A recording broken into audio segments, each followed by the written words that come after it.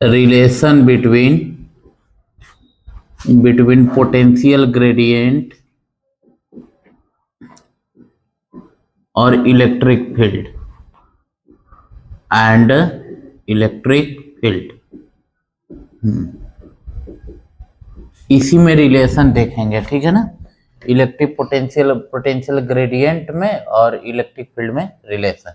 देखो ऐसा कर लेते हैं, तो हम लोग ना दो इक्वी पोटेंशियल सरफेस एज्यूम कर लेते हैं। ऐसे देखो, ये देखिए, ठीक है। और इन ऐसे हैं दोनों सरफेस, ऐसे हैं मतलब, ठीक है।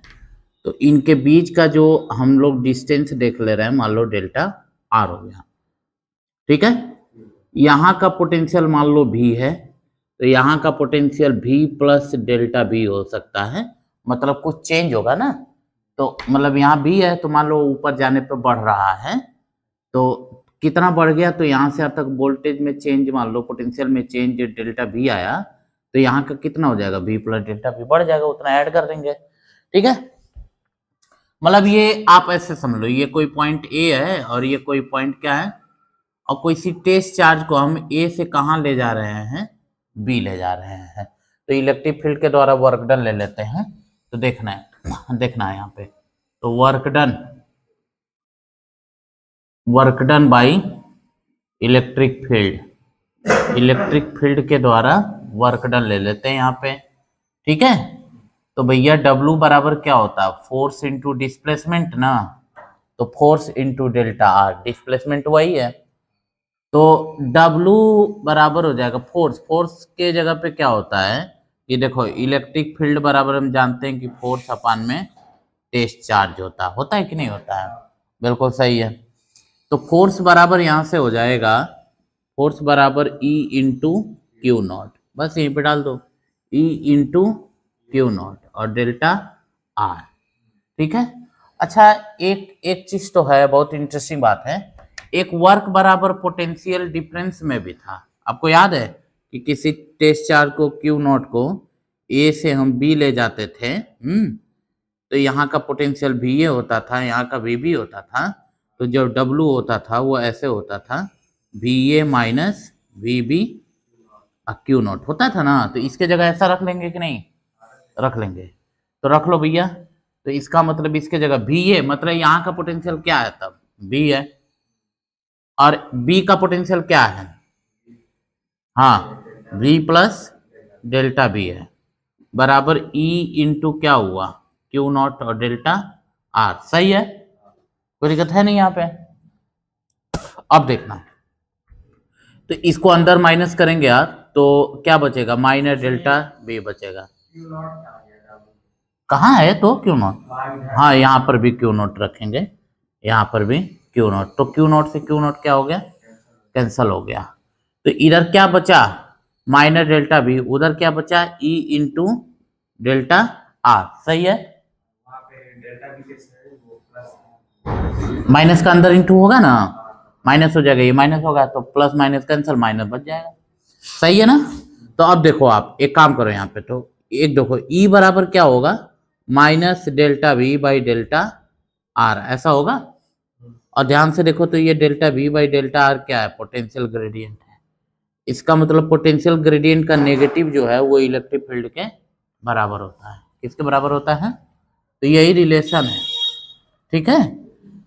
नेगेटिव साइन यहाँ क्या बता रहा है, मतलब ऐसे देखो, ये क्या समझ में आ रहा है कि इलेक्ट्रिक फील्ड जो है वो equal to minus potential gradient, बस इलेक्ट्रिक फील्ड जो होती है वो पोटेंशियल ग्रेडियंट के नेगेटिव के बराबर होती है। माइनस डेल्टा भी है, हाँ, तो इधर आया तो प्लस हो गया ना, इधर थोड़ी गए, यहीं से E का वैल्यू निकाले इधर कर दिए, तो minus delta V by delta are हो गया, तो ये उधर जाएगा प्लस, ये इधर आएगा माइनस, फिर वो माइनस उसको प्लस करेगा, तो इससे फर्क नहीं पड़ता है। अरे E था यहाँ पे, तो इधर जाएगा तो माइनस हुआ है तो प्लस, यहाँ का माइनस, ठीक है ना। तो इलेक्ट्रिक फील्ड बराबर क्या हो जाएगा, माइनस PG हो गया, ठीक है। यहाँ पे देखो माइनस साइन क्या बता रहा है,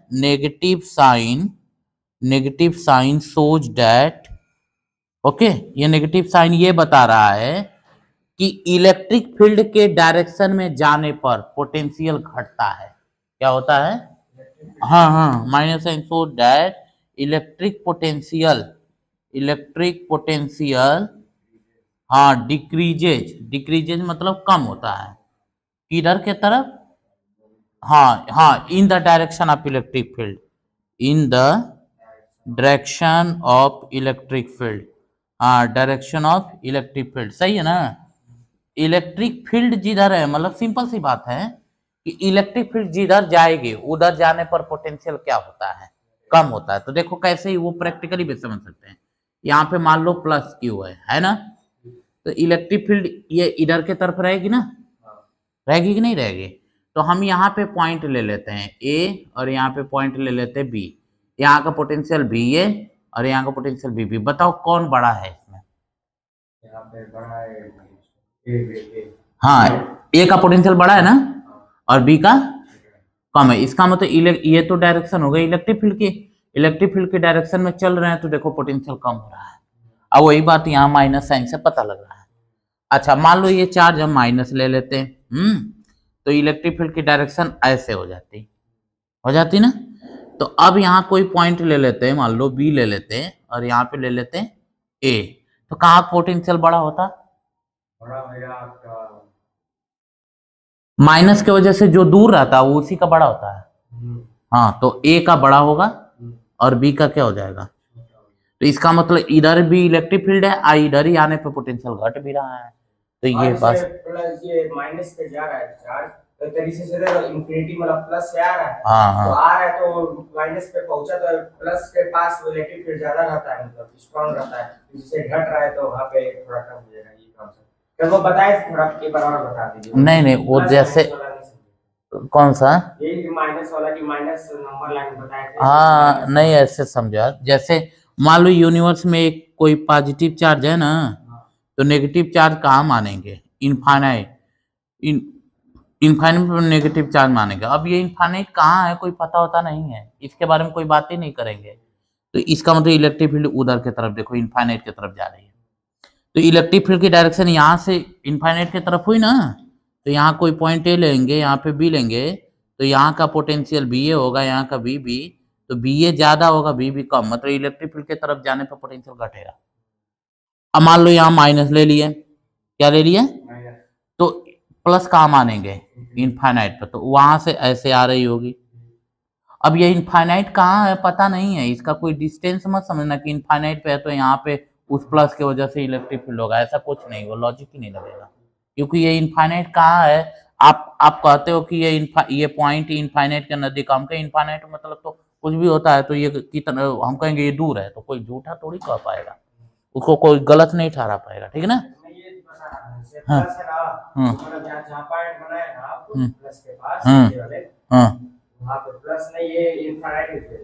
यहाँ इसके वजह से ना ये बस एज्यूम किया जाता है कि नहीं है, कौन जानता है इनफाइनाइट पे भाई, इनफाइनाइट के बारे में कोई गणना ही नहीं है, कोई कैलकुलेशन ही नहीं है। हम तो कह दे कि कोई कहता है कि भाई कोई हमसे कहे मान लो स्वर कहाँ है, हम कह रहे इनफाइनाइट पे जाओ ढूंढ लो, जा ढूंढ लो, हाँ तो सीधा सब इनफाइनाइट मतलब ढूंढते रहो, कुछ है ही नहीं, है कि नहीं है। तो इसका इस यहाँ पर कोई पॉइंट यदि लेते हो तो इलेक्ट्रिक फील्ड इस प्लस की वजह से नहीं कभी होगी, इसी माइनस की वजह से होगी जो असली में एग्जिस्ट कर रहा है। यहाँ पे तो माना जा रहा है, होगा कि नहीं होगा कौन आइडिया है कि नहीं है, बस ऐसे मान ले रहे हैं हम लोग। बी, तो इसका मतलब बी ए है और ये बी बी है। इसमें देखो फिर वापस ये बड़ा है ये छोटा है, तो इलेक्ट्रिक फील्ड के डायरेक्शन में जाने पर पोटेंशियल घटता है। याद रखना इलेक्ट्रिक फील्ड के डायरेक्शन में आप चलोगे तो इलेक्ट्रिक पोटेंशियल हमेशा क्या होती रहेगी, कम होती रहेगी। यही बात यहाँ से पता चल रहा है। माइनस जैसे वो बी ए है ना नीचे वाले में माइनस से चार्ज है। हाँ बी मान लीजिए 2 कूलम, अरे 2 कूलम और बी है 4 कूलम। ना पोटेंशियल है ना, ये कूलम थोड़ी रहेगा, बोल्ट रहेगा। अच्छा वही 4 वोल्ट। तो ये मान लो बी ए जो है वो सपोज करो 4 वोल्ट है, तो ये बी बी हो सकता है 1 वोल्ट हो जाए, कम हो जाएगा, कम हो जाएगा। यहाँ आओगे तो और कम हो जाएगा। तो चूंकि ये नेगेटिव रहेगा ना, ये क्या रहेगा, नेगेटिव रहेगा। हाँ तो माइनस में मतलब ऐसे रहेगा, एक्चुअल वैल्यू देखा जाए ना तो एक्चुअल वैल्यू ऐसे रहेगा, -4 वोल्ट है और -1 वोल्ट, ऐसे। तो ये -1 वोल्ट है और ये -4 वोल्ट है, तो बड़ा कौन है? -1 वोल्ट बड़ा है। नेगेटिव में ये या तो मतलब हाँ, जितना कम रहता है उतना बड़ा, बस सीधी बात है। तो ये -1 वोल्ट है, -4 वोल्ट। हो सकता है कि यहाँ सी पॉइंट ले तो BC हो सकता है -8 वोल्ट हो जाए, और ऐसे ऐसे करते करते और बड़ा माइनस होने लगे। -8 से बड़ा -1 वोल्ट, हाँ, -8 से बड़ा -4, -4 से बड़ा -1, उससे बड़ा उससे, ऐसे। ठीक है, सही है ना? तो ये था हमारा पोटेंशियल ग्रेडियंट और इलेक्ट्रिक फील्ड में संबंध, कि भाई जो पोटेंशियल ग्रेडियंट का नेगेटिव होगा वही किसके बराबर होगा? इलेक्ट्रिक फील्ड के। नेगेटिव बताएगा कि इलेक्ट्रिक फील्ड के डायरेक्शन में जाने पर इलेक्ट्रिक पोटेंशियल क्या होता है? कम होता रहता है। तो ये बात है। अब हम लोग पढ़ेंगे नया टॉपिक, और उसका नाम है इलेक्ट्रिक पोटेंशियल एनर्जी। क्या नाम है? हाँ, ये ज़्यादा इम्पोर्टेंट है टॉपिक। तो चलो भाई, हाँ, हेडलाइन हम लोग समझ लेते हैं। Electric potential energy, electric potential energy, बहुत सिंपल सी बात है, ठीक है ना? इलेक्ट्रिक पोटेंशियल एनर्जी का मतलब क्या होता है? तो देखना, बड़ा आसानी बात है। जैसे ऐसे समझो कि ये हमारा कोई यूनिवर्स है ना? हाँ, यूनिवर्स है, और यूनिवर्स है, और इस यूनिवर्स में यूनिवर्स है, मतलब मान लो कोई चार्ज है ही नहीं, कोई चार्ज नहीं है ना? तो जब कोई चार्ज इसमें नहीं मानेंगे तो सारा चार्ज कहाँ मानेंगे? इनफाइनाइट पर, ऐसा लेंगे। तो मान लो इनफाइनाइट से हम इस Q1 चार्ज को यहां लेकर आ रहे हैं यूनिवर्स में किसी पॉइंट A पर, ला दिए। तो पहला चार्ज को लेकर देखो, शुरू में इलेक्ट्रिक फील्ड इसमें थी नहीं, शुरू में थी क्या? नहीं थी, शुरू में इसमें कोई इलेक्ट्रिक फील्ड नहीं थी, सही बात है। तो हमें जो Q1 को लेकर आए तो इसमें जो वर्क हुआ वो 0 हुआ। जब शुरू में इलेक्ट्रिक फील्ड नहीं रहेगी ना, तो पहला चार्ज को लाने में वर्क 0 होगा, पहला चार्ज को लाने में वर्क 0 होगा। लेकिन अब जैसे ही पहला चार्ज को यहाँ लेकर आ गए Q1 को, तो पूरे यूनिवर्स में क्या बन चुका है? बहुत बढ़िया। तो दूसरा चार्ज को आप लेकर आओगे तो उस इलेक्ट्रिक फील्ड जो बनी है उसके विरुद्ध काम करना पड़ेगा। तो यहाँ पर मान लो ये W1 0 हो गया, तो W2 0 नहीं होगा, W2 0 नहीं होगा। तो अब यहाँ पे आपने क्या ला दिया? Q2 ला दिया। अब Q1 और Q2 के बीच की दूरी मान लो R12 हो गई ना? दोनों के बीच की दूरी क्या हो गई? R12। तो आपने इनफाइनाइट से दो चार्ज को लाकर एक सिस्टम बनाया कि नहीं बनाया? हाँ, दो चार्ज को लाकर दो चार्ज का एक ग्रुप बनाया। तो उस ग्रुप बनाने में टोटल वर्क करना पड़ेगा ना? तो टोटल वर्क डन देखना, टोटल वर्क डन, रुको पहले समझना, टोटल वर्क डन करोगे तो क्या करोगे? W1 प्लस W2, क्यों? तो W1 तो क्या है? 0 है, और W2 कुछ है, तो W2 को हम केवल W ही समझ लेते हैं। क्या समझ लेते हैं? W। तो ये जो टोटल जो W काम हुआ है ना, यही दरअसल इलेक्ट्रिक पोटेंशियल एनर्जी है। इसका मतलब है कि भाई किसी भी चार्ज को, ठीक है ना, किसी भी चार्ज को एक जगह से दूसरे जगह ले जाने में जो वर्क करना पड़ता है, वह वर्क कोई हम क्या बोलते हैं? इलेक्ट्रिक पोटेंशियल एनर्जी बोलते हैं। क्या बोलेंगे? Electric potential energy. बस सिंपल सा है, अभी फार्मूला बन जाएगा तो काम हो जाएगा हमारा, देखना, टेंशन लो यहाँ पे। तो डेफिनेशन भी बना लेते हैं। It is equal to work done, है ना? वर्क डन टू डिस्प्लेस, है ना, any charge from one point to क्या? Another point. बस अनदर पॉइंट, कितना आसान काम है। चार्ज को एक पॉइंट से दूसरे पॉइंट पर डिस्प्लेस करने में जो वर्क डन होता है उसी को हम क्या बोलते हैं? इलेक्ट्रिक पोटेंशियल एनर्जी बोलते हैं। अच्छा, हाँ, अभी देखना ना। तो हम जानते हैं कि सिंस इलेक्ट्रिक पोटेंशियल B बराबर होता है W/Q, होता है ना? तो ये जो W है ना, ये इलेक्ट्रिक पोटेंशियल एनर्जी है।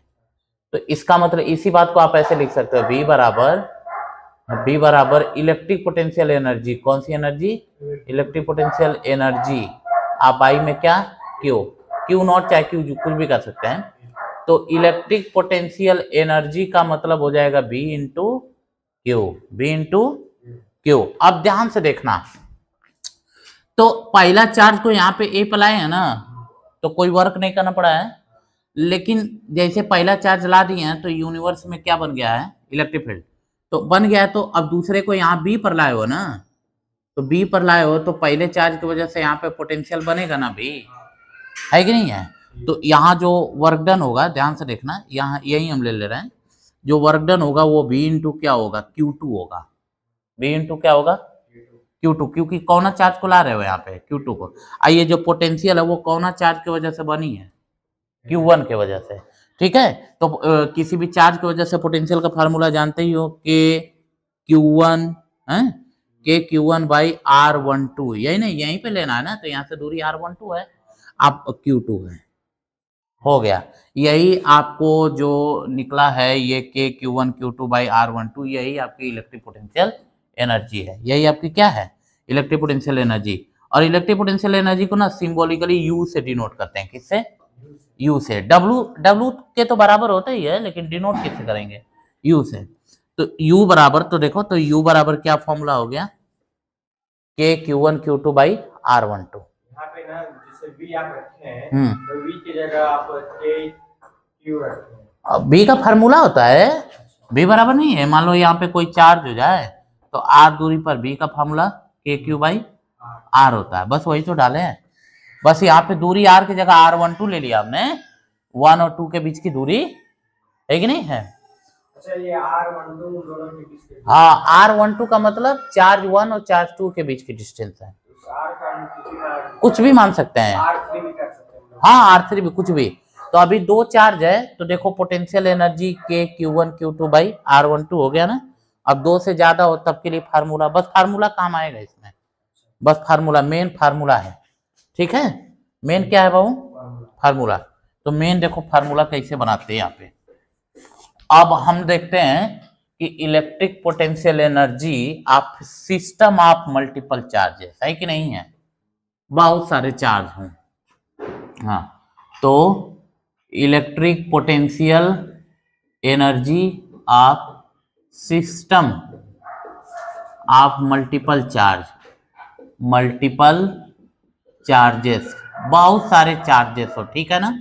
तो देखो जैसे हमें एक एग्जांपल के रूप में 3 चार्ज ले रहे हैं, ये Q1 ले रहे हैं, और ये क्या ले रहे हैं बाबू, Q2, और ये क्या ले रहे हैं, Q3। अब देखना, ये Q1 Q2 है तो R12 है, R13 है, R23 है, समझ में आया। अब पूरे सिस्टम का 3 चार्ज है ना, तो 3 चार्ज के पूरे सिस्टम का इलेक्ट्रिक पोटेंशियल एनर्जी देखते हैं। तो इसमें ये देखना पड़ेगा, जैसे इसमें देखो 2 चार्ज था तो एक पेयर बना ना, अब 3 चार्ज है तो देखते हैं कितने पेयर बनते हैं। यहाँ पे जैसे पहले तो ये Q1 Q2 है, हाँ, तो वो यूनिवर्स, तो यूनिवर्स ऐसे मतलब इन पहले देखो यूनिवर्स पहले खाली था, तो दोनों सभी चार्ज कहाँ पे थे, इनफाइनाइट पे, तो पहले चार्ज को लेकर आया हमने, तो कोई काम नहीं करना पड़ा। तो मतलब क्यों, इसलिए ना कि कोई इलेक्ट्रिक फील्ड है ही नहीं, उसके अगेंस्ट कोई विरोध करने वाला है ही नहीं, तो वर्क करना ही नहीं पड़ा, अपने आप आ जाएगा। इसलिए हमारे यूनिवर्स में जो भी चार्ज ऑलरेडी अपने आप मौजूद है, उनको इन्फाइनाइट से आने में कोई काम ही नहीं करना पड़ा होगा, ठीक है।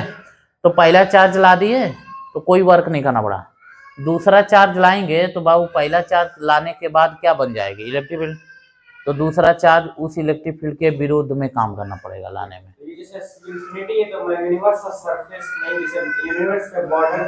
बॉर्डर ऑर्डर नहीं होता यार, बस समझने के लिए है, ये इनफाइनाइट बॉर्डर थोड़ी, वो तो बस समझने के लिए कि चलो इनफाइनाइट और यूनिवर्स में थोड़ा सा एक बॉर्डर बना देता है, कुछ होता थोड़ी है।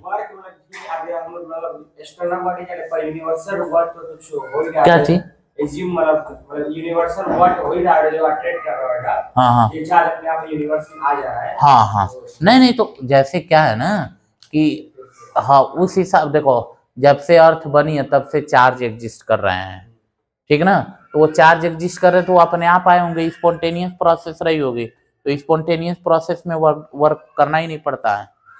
तो ये पहला चार्ज लाने में कोई काम नहीं करना पड़ेगा, लेकिन पहला चार्ज जैसे लाकर रख देंगे तो उसके वजह से इलेक्ट्रिक फील्ड बन जाएगी। अब दूसरा चार्ज को उस बने हुए इलेक्ट्रिक फील्ड के विरोध लाना पड़ेगा, क्योंकि रुकावट काम करेगा ना, वहां पे रिपल्सन काम करेगा।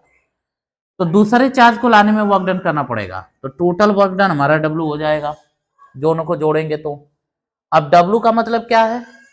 W का मतलब B इंटू क्यू। अब वही W तो हमारा इलेक्ट्रिक पोटेंशियल एनर्जी है, तो B इंटू क्यू। B का मतलब इस पहला चार्ज की वजह से यहाँ पे इलेक्ट्रिक पोटेंशियल, तो B का फॉर्मूला होता है KQ/R। तो यहाँ पे Q1, Q की जगह Q1, R की जगह पे R12 डाल दिया। अब जैसे वो प्लस चार्ज इलेक्ट्रिक फील्ड बना दिया, हाँ। तो माइनस हो रहा तो वो अपने आप नहीं आ पाएगा, इसलिए भी वर्क डन। हम तो अपने आप आएगा तो इलेक्ट्रिक फील्ड के द्वारा वर्क डन होगा, मतलब होगा, चाहे एक्सटर्नल फोर्स लगे चाहे इलेक्ट्रिक होगा वर्क। तो वो माइनस आ जाएगा, तो इधर भी साइन में भी माइनस हो जाएगा इसमें, ठीक है ना, टेंशन की बात नहीं है। तो अब देखो इसमें कितने पेयर बन रहे हैं। तो देखो पहले तो इसको लेकर पेयर बन जाएगा एक है, और एक इसको लेकर पेयर बन जाएगा, और एक इसको लेकर पेयर बन जाएगा। कितने पेयर बन गए?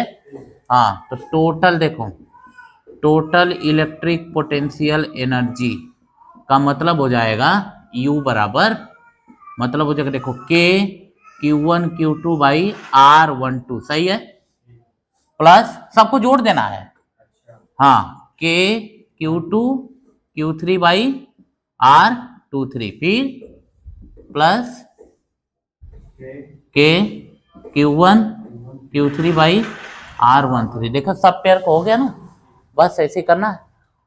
अब 4 ठे बन जाए, मान लो 4 ठे चार्ज हो जाए हमारे पास, यहाँ Q1 हो, Q2 हो, यहाँ पे क्या हो Q3 हो, यहाँ क्या हो Q4 हो। तो ये देखो R12, R23, R34, R41, चाहे 14 जो भी कहो। तो अब इसमें कितने पेयर बनेंगे? हाँ, 4 बनेंगे। तो देख लेते हैं कौन कौन से हैं।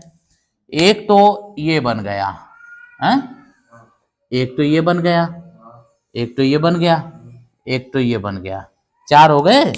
और भी 2 ठे बनेंगे, एक डायगोनल वाले, एक ये, एक ये। कितने पेयर बनेंगे? 6। तो बना लो। तब इसमें कितने पेयर बने? 6। तो U बराबर कितना हो जाएगा? देखो KQ1 Q2/R12 plus KQ2 Q3/R23, बोलते जाओ, Q3 Q4/R34, और बोलो KQ4 Q1 R41, अच्छा 14 जो भी हो। अब डायगोनल वाले ले लो, KQ1 और Q3, और दूरी लेंगे R13, मतलब ये वाली दूरी, ठीक है। और अगला बोल दो KQ2 Q4 R, हाँ 24, ये वाला दूरी, ठीक है, हाँ R24। ऐसे ही हम निकालेंगे। इस पे बस न्यूमेरिकल प्रॉब्लम आता है। क्या आता है? Numerical problem. जैसे अभी देखो, जैसे हम एक सवाल दे देते हैं, मान लो हमसे कह दिया कि 3 आइडेंटिकल चार्जेस, ठीक है ना, 3 identical charges of charge Q each, सही है ना, are placed at corner of A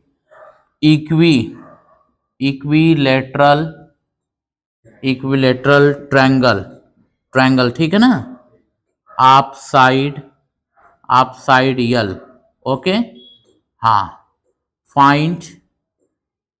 find total electric potential energy निकाल लो भैया। देखो बहुत आसान है कि नहीं? तुरंत बनाना है, तुरंत काम कर लेना है।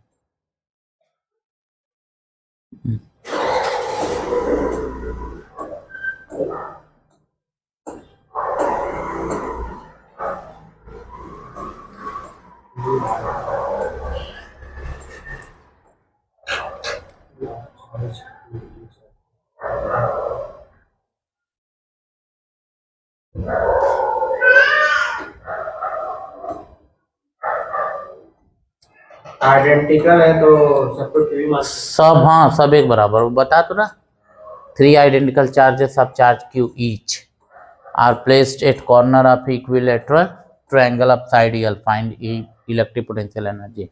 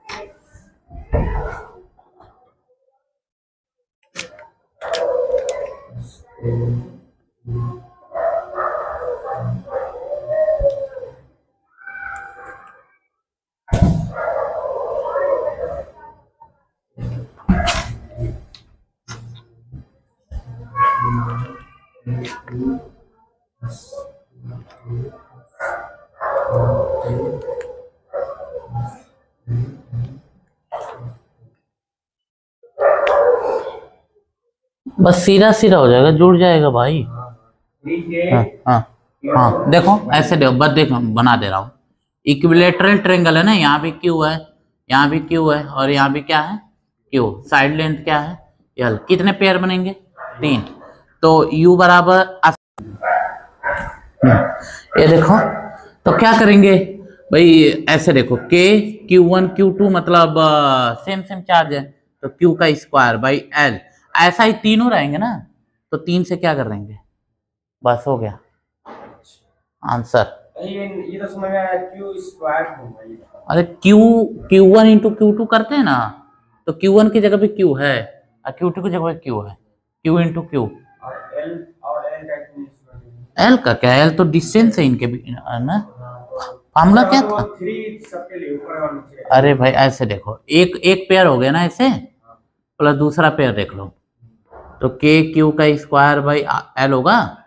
तीसरा पेयर देख लो, K Q का स्क्वायर बाई L होगा, तो क्या होगा, ये 3 बार हैं सेम से में जुड़ जाएंगे, तो 3K Q का स्क्वायर बाई क्या हो जाएगा, L। ठीक है, मान लो ऐसे दे देते हम, ऐसे मान लो दे देते कि जैसे कोई माइनस दे देते हैं, यहाँ -1 कूलाम, यहाँ +1 कूलाम, यहाँ -2 कूलाम या +2 कूलाम। ठीक है, और डिस्टेंस ले लेते 3 मीटर 3 मीटर 3 मीटर। फिर कहता कि चलो पूरे सिस्टम का इलेक्ट्रिक पोटेंशियल एनर्जी निकालो, तो क्या करते, सबको सीधा सीधा कितने पेयर बनते, 1 2 3 पेयर बनेंगे ना, खड़ा कर लेते जाओ। पहला पेयर ले लो ये, तो K इंटू -1 इंटू +1, तो माइनस हो जाएगा -1। ठीक ना, ठीक है। अच्छा हाँ, ऐसे देखो, K इंटू -1 इंटू 1 हुआ। अब आई दूरी कितनी है, 3, प्लस अगला देखो K इंटू -1 +2, बाई में दूरी कितनी है, 3। अगला क्या लिखोगे, K इंटू +2 +1 है ना, तो 2 1 और दूरी कितनी है, 3 है कि नहीं। बस हमारा काम हो जाएगा यहाँ पे।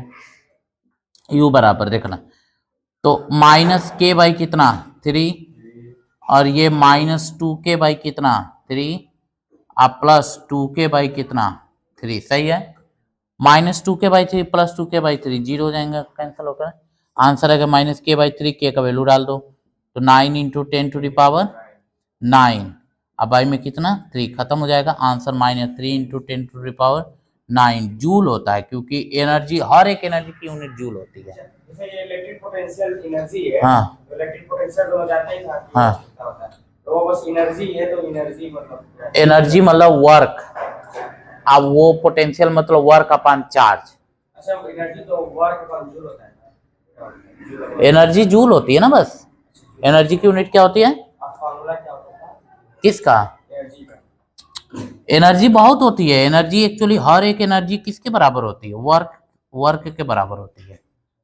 वर्क ही एनर्जी है और एनर्जी ही वर्क है, ठीक है ना। हाँ, वर्क ही एनर्जी है और एनर्जी ही वर्क है, यही 11 में वर्क एनर्जी थ्योरम है कि हाँ वर्क पावर एनर्जी में एनर्जी वर्क है और वर्क की क्या है आपकी एनर्जी है, ऐसा कुछ है बात, ठीक है ना।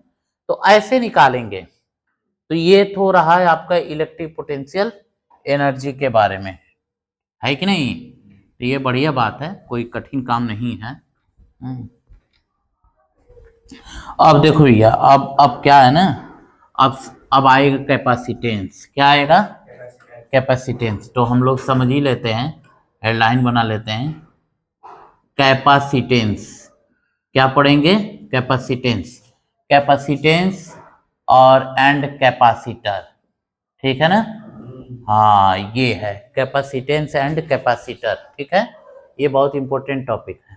तो देखो कैपेसिटेंस एंड कैपेसिटर क्या होता है, आप ऐसे समझो। देखो जैसे ये कोई बॉडी है ना, इसको यदि आप चार्ज देते हो तो ये चार्ज अपने या तो अंदर इकट्ठा करेगा या तो सरफेस पे इकट्ठा करेगा, माने इकट्ठा कर लेगा। चार्ज यदि आप दोगे, यदि ये कंडक्टर रहा, क्या रहा? कंडक्टर रहा, तो कंडक्टर रहा तो ये पूरा चार्ज अपने कहाँ फैला? सरफेस पे इकट्ठा कर देगा, करेगा ना। यदि वही बॉडी इंसुलेटर रहा, क्या रहा? तब यदि आप चार्ज देते हो तो वो चार्ज इसके अंदर इकट्ठा होगा, माने चाहे कंडक्टर हो चाहे इंसुलेटर, इन बॉडी के अंदर चार्ज को स्टोर करने की क्षमता है। तो किसी भी बॉडी के अंदर चार्ज को स्टोर करने की जो क्षमता होती है उसी को कैपेसिटेंस कहते हैं। क्या बोलते हैं? कैपेसिटेंस क्या है? बॉडी के अंदर चार्ज को स्टोर करने की क्षमता है, और वह बॉडी जो चार्ज को स्टोर कर सकती है, जिसके अंदर ऐसी क्षमता होती है, उस डिवाइस को हम कैपेसिटर कहते हैं। तो कैपेसिटर एक ऐसा डिवाइस है जिसके जो चार्ज को क्या कर सकता है? स्टोर कर सकता है, और स्टोर करने की जो कैपेसिटी है उसके अंदर, उसी कैपेसिटी को क्या बोलते हैं? कैपेसिटेंस कहते हैं। तो सीधा सीधा लिख लेंगे द डिवाइस, ठीक ना, दैट कैन स्टोर, है कि नहीं, store the electric charge is called क्या भाई? इसका उस डिवाइस को क्या कहेंगे? कैपेसिटर, ठीक है ना। हाँ, एंड इट्स कैपेसिटी, हाँ, टू स्टोर एनर्जी नहीं, टू स्टोर इलेक्ट्रिक चार्ज ही स्टोर करेगा ना। इलेक्ट्रिक चार्ज इज कॉल्ड क्या? Is called capacitance. सही बात है, कैपेसिटेंस। तो अब देखो एक्चुअली कैपेसिटेंस की दूसरी भी तरीके से डेफिनेशन बनाई जाती है। हाँ, कैपेसिटर का दूसरा जो नाम है ना, कैपेसिटर का दूसरा नाम है कंडेंसर। कैपेसिटर का दूसरा नाम क्या है? कंडेंसर। एक्चुअली क्या है कंडेंसर का काम? क्या है कि भाई ये अपने अंदर पहले ही से चार्ज इकट्ठा किया रहेगा, और जैसे स्विच ऑन करेंगे तुरंत अचानक से खूब ढेर सारा एनर्जी दे देगा पंखे को, तो पंखा अचानक से स्पीड पकड़ लेगा। नहीं तो ये कंडेंसर नहीं लगाएंगे तो स्विच ऑन करने के बाद एकदम धीमे धीमे एनर्जी पाएगा ना, तो स्पीड धीमे धीमे पकड़ेगा, बहुत देर के बाद स्पीड पकड़ेगा। और कंडेंसर लगाने से तुरंत ही स्पीड पकड़ लेता है। कैपेसिटर जो होता है कंडेंसर तो भी उसमें इलेक्ट्रिक स्टोर होता है, बहुत कम समय के लिए होता है। नहीं ऐसा कुछ नहीं है, एनर्जी बहुत ज्यादा स्टोर करता है लेकिन कम समय। नहीं ऐसा कुछ नहीं है। अच्छा, आप जिस बता रहे हो एनर्जी स्टोर से इलेक्ट्रिक चार्ज, अरे मोबाइल की बैटरी कैपेसिटर है ना, है स्टोर कर तो तुरंत थोड़ी देर के लिए स्टोर करता है, वो स्टोर किया रहेगा देर तक, हमेशा तक मान लो, है ना। जब तक उसको किसी सोर्स से आप जोड़ोगे नहीं तब तक डिस्चार्ज नहीं होगा वो। और जैसे चालू किए तो वो कैसे एनर्जी दे दे रहा है? जैसे चालू किए ना, तो चालू करने का मतलब है कि उस कंडेंसर को आपने सर्किट में कनेक्ट कर दिया।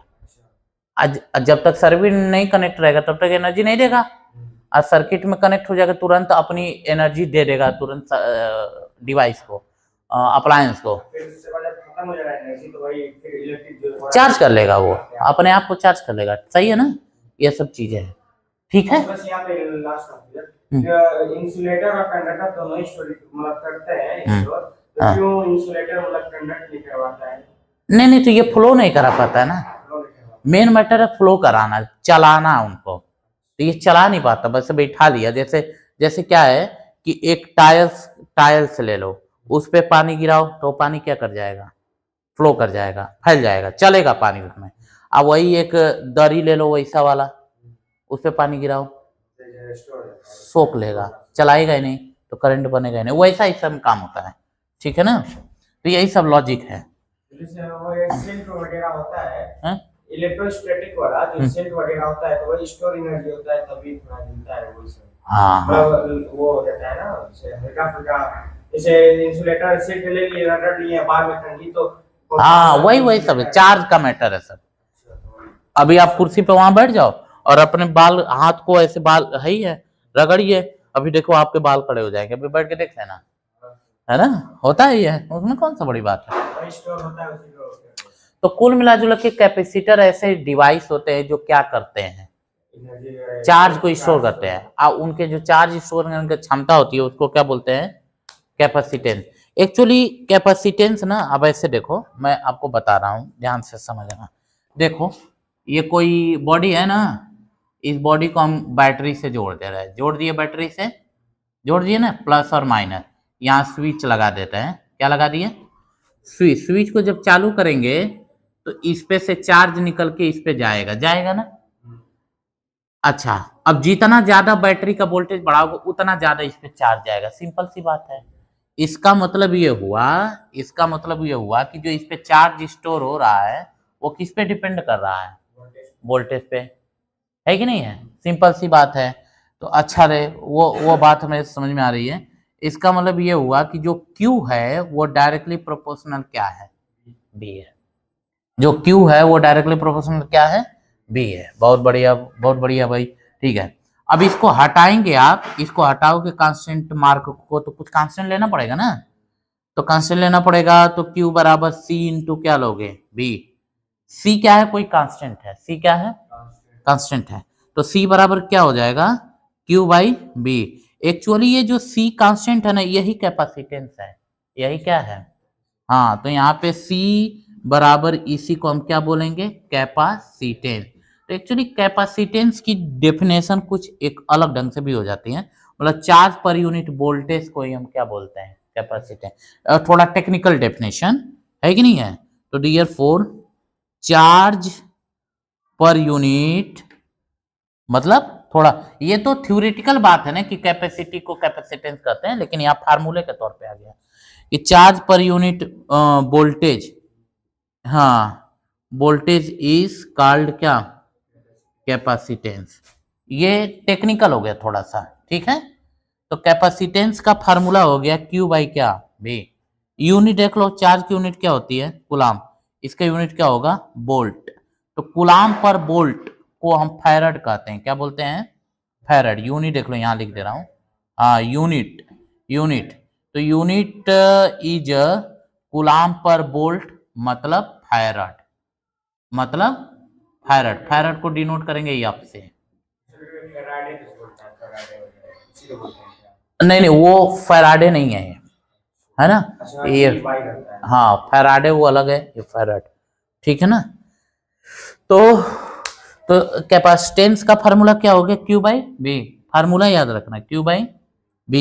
यूनिट क्या हो गए, फैराडे नहीं, फैराड, ठीक है, फैराड।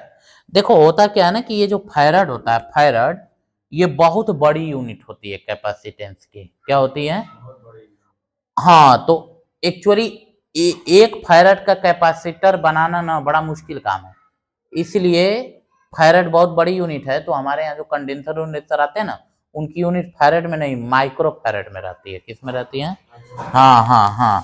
तो यहाँ पे हम कुछ बात कहेंगे, कि फैराड इज वेरी, कौन सी यूनिट, वेरी बिग यूनिट। कैसी यूनिट है, बिग यूनिट, ठीक है ना। तो इसीलिए कैपेसिटेंस की जो यूनिट होती है वो माइक्रोफैरड, 1 माइक्रोफैरड मतलब 10 के पावर -6 फैरड, 1 पिको फैरड 10 के पावर -12 फैरड, इसमें डिनोट की जाती है। मतलब असली में जैसे आप कंडेंसर खरीदोगे ना तो ऐसे लिखा रहता है 5 MFD, ऐसे लिखा रहेगा। जैसे पंखे में, ये कूलर वूलर में 5 MFD का लगता है कंडेंसर। 5 MFD का मतलब 5 माइक्रोफैरड। हाँ, समझ आ रहा है? तो अब माइक्रो में वो सब ये वाला सिंबल नहीं इस्तेमाल करते हैं क्योंकि लोग जान नहीं पाते ना सिंबल। हाँ, तो MFD कर देता है वो, ठीक है। एग्जाम में आएगा कैपेसिटेंस और कैपेसिटर डिफाइन करो, हाँ, तो वो सब आएगा ही नहीं। पहली बात तो आएगा नहीं, और आ गया तो या तो वो लिख दो या तो मेन ये लिख दो आप। हाँ, क्योंकि देखो फिजिक्स में जहाँ फार्मूला वाला चीज होती है वही ज्यादा अच्छी होती है। हाँ, वो तो समझने के लिए कि कैपेसिटी, तो उस कैपेसिटी को न्यूमेरिकल फार्मूला से कैसे दिखाएंगे, तो ऐसे दिखाएंगे। और जैसे वो आप बताया ना कि कैपेसिटर एनर्जी स्टोर करता है, तो जैसे पंखा है तो वो उस समय क्यों नहीं चल रहा जब इलेक्ट्रिक चार्ज नहीं दिया जाता? सर्किट कंप्लीट नहीं है ना, सर्किट डिस्क्लोज हो गई ना वहां से। असली में तार जुड़ा रहता तो वो सर्किट कंप्लीट करता है ना। अच्छा, तो कैपेसिटर और वो हाँ, पंखे का तो तार जुड़ा ही है। जैसे ऐसे देखो, ऐसे ये स्विच हो गया, ऐसे मान लो कोई ये बैटरी वैटरी मतलब सोर्स हो गया, जैसे बिजली उजली का हो गया ना। अब यहीं पे देखो ऐसे करके यहीं पे लगा रहता है वायर से कंडेंसर, देखो लगा है। अब यहाँ पे मान लो पंखाओं का जो भी है बल्ब सल्ब, वो पंखा ही लगा लो, फैन जो भी मान लो क्या लगा है, फैन। बस, तो ये देखो, अब ये ऑन करोगे तब ये सर्किट कंप्लीट होगा तो एनर्जी देगा। एक तो ये देवे करेगा, ये भी दे देगा क्योंकि ये तगड़ा स्टोर करके रखा है। अच्छा, तो सुनिए, वो स्टोर किया है तो नहीं दे पा रहा है एनर्जी क्योंकि सर्किट कंप्लीट नहीं है, तो उसमें भी कैपेसिटर में भी प्लस माइनस होगा कि कहीं भी इसमें भी रहता है तभी ना, मतलब ये हाँ, इसमें भी रहता है, ऐसी बात नहीं है। हाँ, इसमें भी प्लस माइनस रहता है। अभी पढ़ेंगे तो आगे और पढ़ेंगे तो पता लगेगा, होता है ना तभी तो। हाँ हाँ, बिल्कुल बिल्कुल, हाँ सही पकड़े कि कंडेंसर कैपेसिटर में भी पोटेंशियल डिफरेंस होता है। क्या होता है, वही ना है, यही है, तो यही है, ठीक है। अब वो फार्मूला बनेगा तो पता लगेगा बढ़िया वाला, ठीक है। तो फैराड एक बहुत बड़ी यूनिट है, हम किस में डिनोट करते हैं, माइक्रो फैराड में और पिको फैराड में, है कि नहीं? सही बात है। चलो, एक एक फार्मूला तो हो ही गया, उसमें कोई दिक्कत नहीं है। अब देखो कैपेसिटर कितने टाइप के होते हैं, पहली बात तो ये है ना, तो टाइप्स ऑफ कैपेसिटर, कैपेसिटर के टाइप्स ऑफ क्या, कैपेसिटर। देखो कई टाइप के होते हैं, जैसे होते हैं, पहला होता है parallel plate capacitor, parallel plate capacitor, parallel plate capacitor, सही है। एक और होता है स्फेरिकल कैपेसिटर, कौन सा कैपेसिटर, स्फेरिकल कैपेसिटर। और एक और होता है सिलिंड्रिकल कैपेसिटर, कौन सा, सिलिंड्रिकल, सिलिंड्रिकल कैपेसिटर, ठीक है। तो अब आप देखो, ये दोनों आपके सिलेबस से हटा दिया, केवल पढ़ना कौन सा है, पैरेलल प्लेट कैपेसिटर, ठीक है ना। ये नहीं, वो ऐसा है ना कि वो देखने में ये सिलेंडर आता है, इसके अंदर जो है, अंदर ये पैरेलल प्लेट लगाया जाता है ना। हाँ, और सिलिंड्रिकल भी हो सकता है, यूज से कोई मतलब नहीं है, मतलब ये है कि फार्मूला उनका सीबीएसई बोर्ड अलग है और वो इंजीनियरिंग में आ जाता है ना। ये अंदर भी रहेगा तो हाँ कंडक्टर ही हाँ कंडक्टर, हाँ हाँ हाँ, कंडक्टर ही रहता है, प्लेट कंडक्टर रहते हैं। देखो एक चीज और है, हमें पढ़ना कौन सा है बताओ, पैरेलल प्लेट कैपेसिटर, क्या पढ़ना है बताओ, हाँ, पैरेलल प्लेट कैपेसिटर पढ़ना है, यही सिलेबस में ही है आपके। हाँ, यही उसके बाद है, ये चैप्टर धीमे धीमे अब फिनिश होने जाएगा।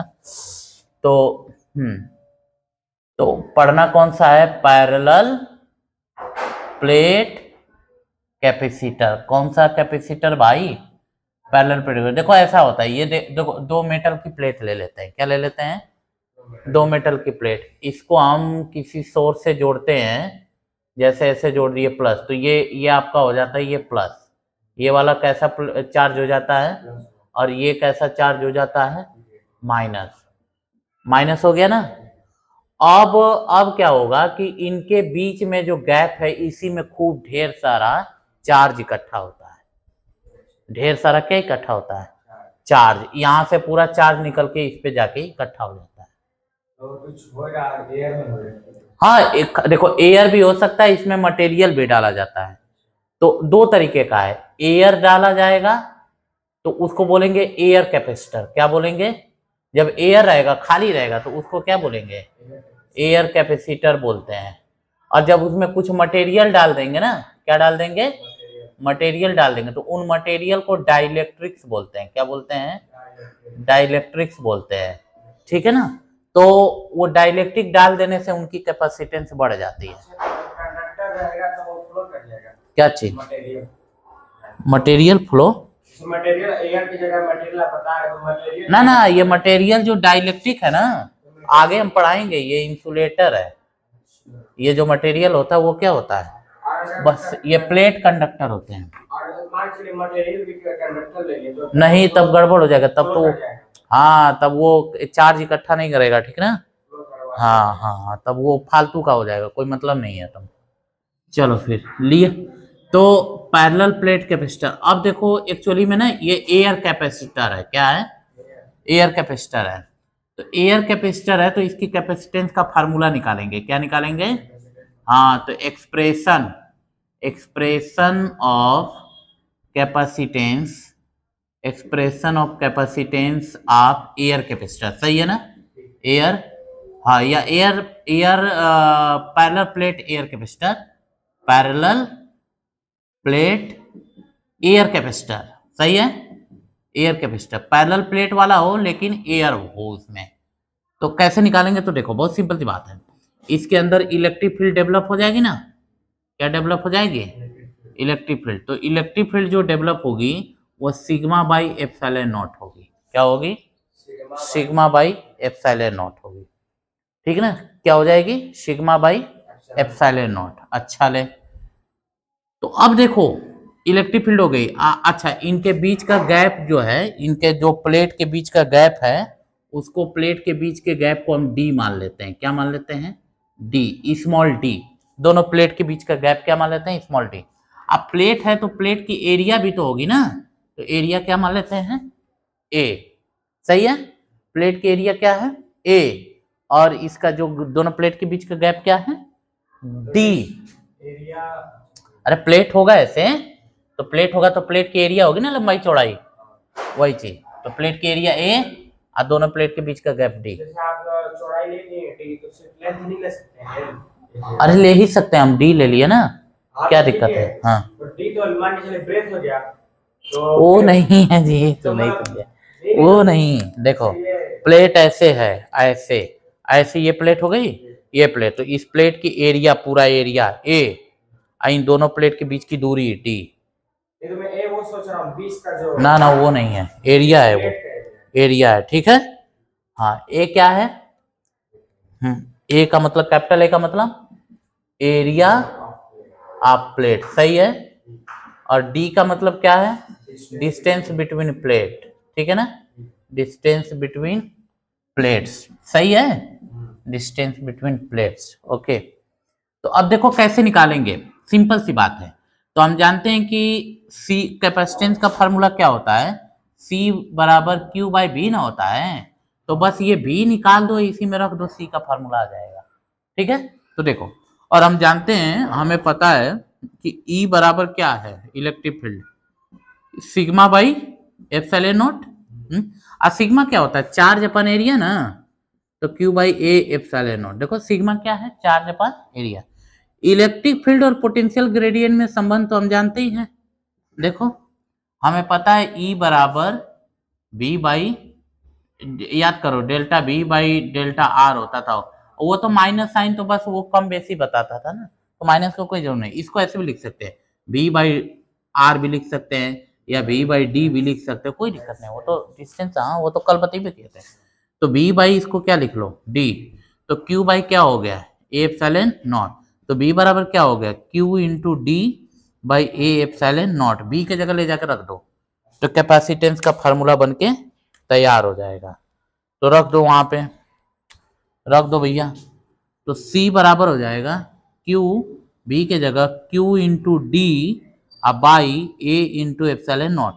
तो देखो ये ऊपर चला जाएगा, Q से Q खत्म, तो A एप्सिलॉन नॉट बाई क्या बन गया, D। एक्चुअली ये एयर कैपेसिटर है ना, तो इसमें खाली जगह है, तो खाली जगह है तो इसके कैपेसिटेंस को हम एयर कैपेसिटेंस दिखाने के लिए C के जगह पे हम C नॉट लिख दे रहे हैं। हाँ, क्योंकि जीरो का मतलब उसमें कुछ है ही नहीं, इसलिए तो C नॉट बराबर क्या हो जाएगा, A epsilon not by D। तो ये आपको एयर कैपेसिटर का कैपेसिटेंस का फार्मूला आ गया, A epsilon not by D। यहाँ पे इलेक्ट्रिक फील्ड हम लोग लिए हैं। हाँ, इलेक्ट्रिक फील्ड है ना, हाँ, प्लेट की वजह से electric field sigma by epsilon not, sigma है बाई एप्सिलॉन नॉट ही क्यों लिए, मतलब वही होता है ना सी। अरे ये शीट है ना, तो आप देखो शीट के वजह से, जैसे सीट के वजह से ऐसे सीट हो, तो इसके वजह से आप किसी मतलब कहीं पे इलेक्ट्रिक फील्ड का फार्मूला क्या लिखे थे, सिग्मा बाई 2 एप्सिलॉन नॉट, क्या लिखे थे, सिग्मा बाई 2 एप्सिलॉन नॉट, है ना। लेकिन ये तो इंसुलेटर है, यदि वही कंडक्टर हो जाए ना, कंडक्टर हो जाए तो ये देखो, तो ये मतलब ऐसे लिए थे ई बराबर सिग्मा बाई कितना 2 एप्सिलॉन नॉट। तो चलो ठीक है, तो इसके वजह से, इस प्लेट की वजह से इधर के तरफ इलेक्ट्रिक फील्ड कितना हो जाएगा, सिग्मा बाई 2 एप्सिलॉन नॉट होगा। इस माइनस की वजह से भी अंदर की तरफ होगा, सिग्मा बाई कितना हो जाएगा 2, दोनों को जोड़ दो टोटल इलेक्ट्रिक फील्ड हो जाएगी, तो दोनों को जोड़ोगे तो कितना आएगा, sigma by 2 epsilon naught plus sigma by 2 epsilon naught, जोड़ोगे तो 2 सिग्मा बाई 2 एप्सिलॉन नॉट, खत्म, तो सिग्मा बाई एप्सिलॉन नॉट। तो ये याद रखना, आप कैपेसिटर के भीतर जो इलेक्ट्रिक फील्ड होगी वो सिग्मा बाई क्या होगी, हाँ, एप्सिलॉन नॉट हो जाएगी, क्या हो जाएगी, एप्सिलॉन नॉट। बस इतना दिमाग में रखना है। तो वो इलेक्ट्रिक फील्ड है, अब उस हमने इलेक्ट्रिक फील्ड बराबर ये लिखा है, सिग्मा की जगह क्यू बाई होता है, इलेक्ट्रिक फील्ड का पोटेंशियल ग्रेडियंट के साथ संबंध यहाँ लिख लिया, भी निकाल लिया, भी का वैल्यू इसमें डाल दिया, फार्मूला बन के तैयार हो गया। और चूंकि एयर कैपेसिटर है ना, इसमें क्या है, एयर कैपेसिटर है, ठीक है। तो यहाँ तक फार्मूला बस है, उसके बाद आगे का हम लोग कल देख लेते हैं, ठीक है। कितना बज रहा है, हाँ, ब्रांड। तो एकदम से जो है इसको बढ़िया से